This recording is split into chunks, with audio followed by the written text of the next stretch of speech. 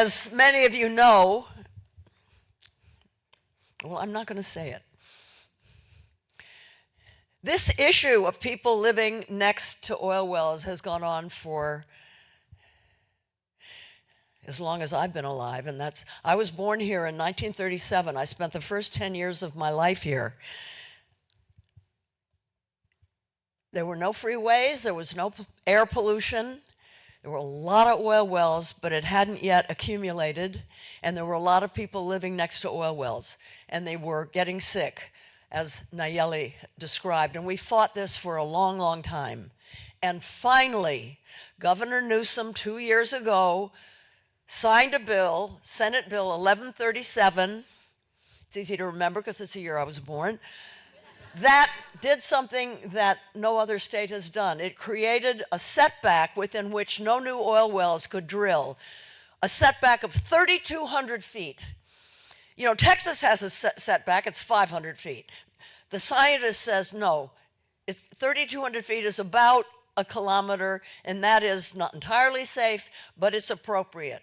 And he did it. We have the largest setback law now in the country after decades and decades of not having any setbacks at all.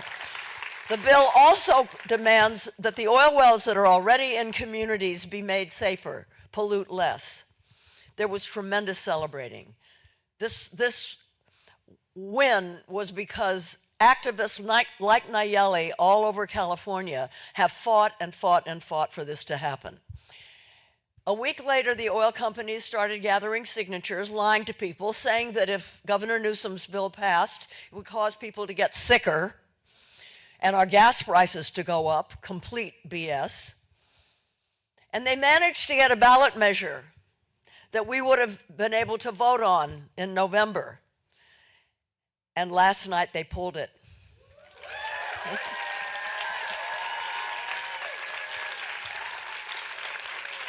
They dropped it. It's a victory of the many over the money.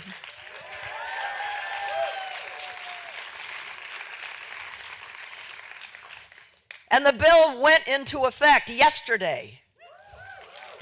No new oil wells in communities around California. Children will be able to breathe cleaner air. I have to say that Nayeli was a real, she was our superpower. It made a huge difference for people to hear her story. But this victory is proof of what can happen when we work together. It was the most amazing coalition that made this happen. 400 organizations, frontline activists, artists, philanthropists, and celebrities. And we won. And it's very consequential. Because all over this country, there are people like Nayeli who are fighting for their lives. Commerce City in Denver, the Gulf of Mexico, Texas, Louisiana, people are dying. Whole communities are being eradicated because they live in the presence of terrible terminals that spew out toxins. And usually these, you know what the oil companies call these communities? Sacrifice zones. Sacrifice zones. And they don't care. The CEO of the largest liquefied natural gas LNG company in the world, Venture Global, was quoted as saying, "Oh, we love hurricanes. They help us get rid of the people." And when you see the terminals lining the coasts and the communities that have just simply disappeared, you understand what he's talking about. Cancer Alley.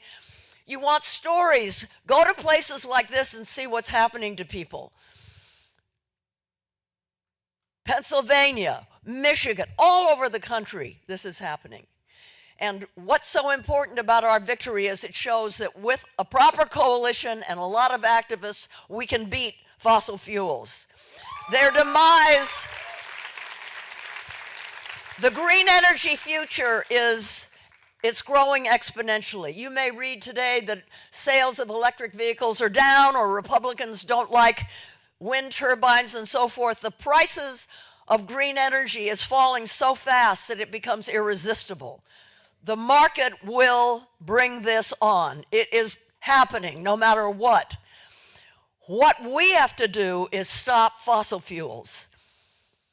You can do everything else that you want to do, but we have to stop. I'm not talking about turning off a spigot overnight. We have to stop all new drilling and fracking and mining. Then we have to cut our emissions in half, and then slowly, gradually phase out until by mid-century we're off fossil fuels. It can be done. The scientists tell us it's not too late, but we have to act fast, and we have to be very brave. And because of that, this is an election year, that's what I'm going to talk about very briefly, and I'm sorry if it's going to upset anybody. This election in November is an existential election. Who we elect as president will determine whether there will be a livable future for our children and grandchildren. There's no question about that. We know that Donald Trump invited all the heads, the CEOs of the oil companies down to Mar-a-Lago and said to them, if you give me $1 billion, I'll kill the EPA, I'll do away with the Clean Water Act and the Clean Air Act and so forth. There was only one thing that they really cared about. Last January, Biden very bravely issued a pause on exporting liquefied natural gas from the United States. The United States is the #1 exporter of gas and coal. We don't use it here at all. Exporting it means our gas prices go up. That's the truth. Our gas prices go up, and people around the world will be poisoned. It's primarily methane. Methane is 80 times more dangerous than carbon dioxide over a 20-year period. Not only dangerous to the environment, dangerous to people's health. It's lethal. And it is billowing out of terminals down in Texas and Louisiana, hundreds of feet high, clouds of methane, and nothing's being done about it. Putting a pause on the export means that they can't drill anymore because there's no place to send it. And all the oil company CEOs wanted to know is, are you going to lift the pause? That's what they care about. Because they can't get the money to build new terminals if there's no export guaranteed. They'll stop drilling. So this is what Biden did is critical. It's not sexy. It's not on the front page. Probably most of you never even heard about it. But it's a big deal. Texas and Louisiana and the drilling in the Permian Basin of Texas represents the biggest, they call it a carbon bomb. If it's allowed to continue the way it is, it will release a gigaton of carbon dioxide and methane. It's the biggest, most dangerous for the climate thing anywhere in the world. And the people, those of us who have committed ourselves 100% to fighting this, that's where everybody is focused. Anyway.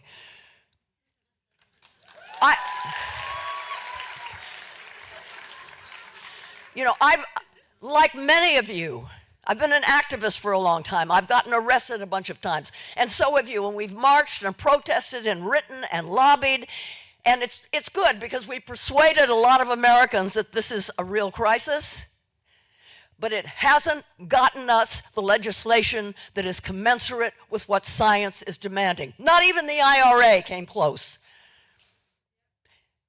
And why? Because so many of our elected officials, Democrats as well as Republicans, take money from the fossil fuel industry. They've bought off our elected officials. Too many people in this country are elected because of corporate greed. They don't work for us. They work for corporations. And we're at the end of the line. This has to stop. I started a PAC 2 years ago because I saw what the Republicans did for decades. With Koch brother money, they infiltrated school boards, school districts, health districts, city councils, state legislatures, supervisors, mayors. They elected all these people, and the Democrats didn't notice. It was under the radar. And it's gotten us into a lot of trouble. We have to reverse that. We focus, my PAC does, and I urge you all to look down ballot, vote for sheriffs and county executives and city councils and state legislators. Our state legislature has more empty seats this year than ever before. A lot of people termed out, a lot of people didn't want to run again. The Republicans are putting a lot of money to try to get control of our state legislature. The reason we haven't been able to get the kind of legislature that a Senate Bill 1137 represents is because they've been bought off. We have to change that. So please, this is my plea. In November, when you vote, vote with climate in your heart. Vote down ballot. I don't know who the Democratic presidential candidate is going to be. But whoever he is or she is, I don't care what you think, vote for it. Man or woman, black, white, whatever it is, vote for him, her, it, they, them. And also, here's another thing. Google Project 25. This is a 900-page document written by 400 conservative people, many working for the Heritage Foundation, that is a blueprint for fascism. I have read part of it. I started to shake. There can be no mention of climate. The EPA is gone. Clean water, clean air, gone. The Department of Education is gone. It's granular. The dismantling of the United States government as we know it, and any concern about climate and the future is gone. This is what we get if the orange guy gets elected in November. And so, you know, I have grandkids that don't intend to vote. A lot of people do. You've got to convince these young people. Sitting it out, not voting, or voting for Bobby Kennedy is voting for fascism. And we can't allow that to happen. And I know that last night was not a great time for Joe Biden, but we're not electing a debater, we're electing a president. So whoever it is, if it's him or somebody else, please try to get everybody you know to vote. We can't sit this one out. Thank you very much.